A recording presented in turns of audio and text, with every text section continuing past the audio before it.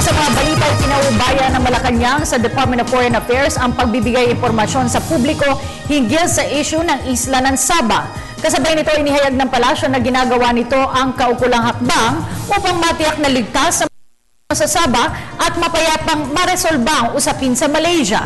Si Elena Luna nag-uulat. Nananatiling prioridad ng Administrasyong Aquino ang tiyaking ligtas ang mga Pilipinong nasa Sabah at maresolba ang insidente sa mapayapang paraan.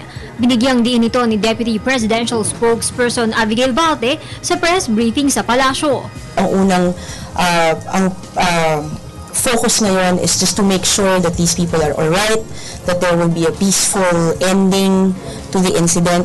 Hindi na nagbigay na iba pang detalye ang palasyo sa mga ginagawang hakbang ng pamahalaan. We can't really talk about the specifics yet.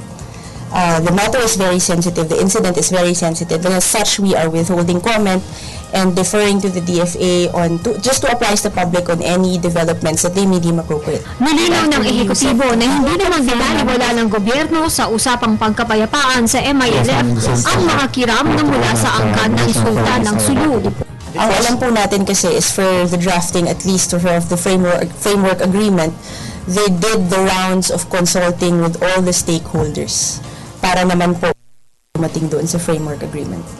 Nilinaw din ng palasyo na hindi minadali ang pagdalunsad sa Maguindanao ng programang Sadya Hatra Bangsamoro na bahagi ng pinagtibay sa framework agreement sa Malacanang.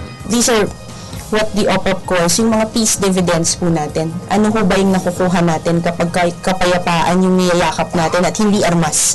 Gusto nating ipakita na even just with the signing of the framework agreement, these are the things that can be made possible. So I wouldn't call it a rush. Rather, we just wanted them to feel immediately the dividends of peace. Para sa Telebisyon ng Bayan, Elena Luna.